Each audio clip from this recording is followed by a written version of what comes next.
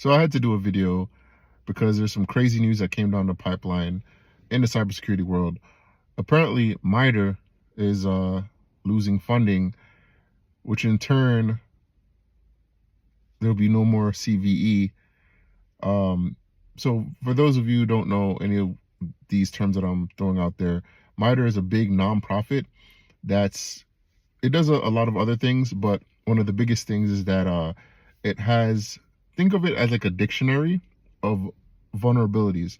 So to break it down further for those of you who don't know, so whenever, say, a computer has a virus, say a virus that has never been seen before, and say a pen tester finds it, a penetration tester finds it, or a blue team analyst finds it, and they get that vulnerability, they figure out how to fix it and whatnot.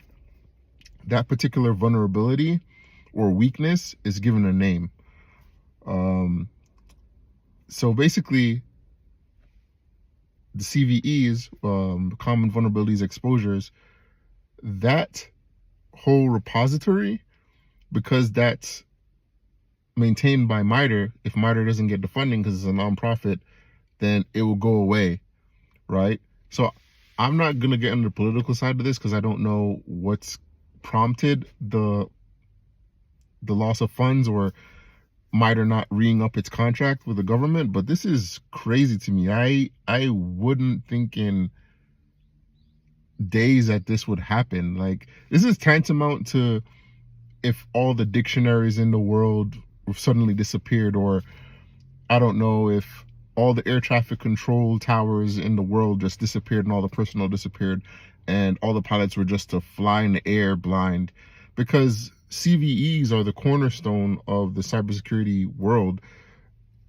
It's pretty much a reference book to know, oh, this vulnerability does this, this vulnerability does this, or this threat does this threat does this, and this is how to fix it, right? This is why this particular computer system, or this is why this particular application is patched, or this is why this particular application is no longer used in certain situations. All of that comes from CVEs, the CVE list that people have found, and MITRE is updated and whatnot. So if that doesn't exist anymore, everyone is flying blind. It's like the Wild Wild West. So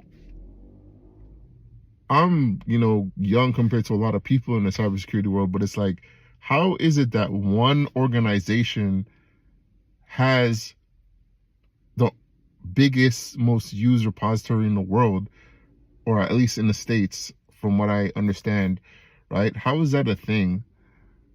So does that mean that other privatized companies are going to come into the void? Will they get extended? No one knows, but this is just crazy to me.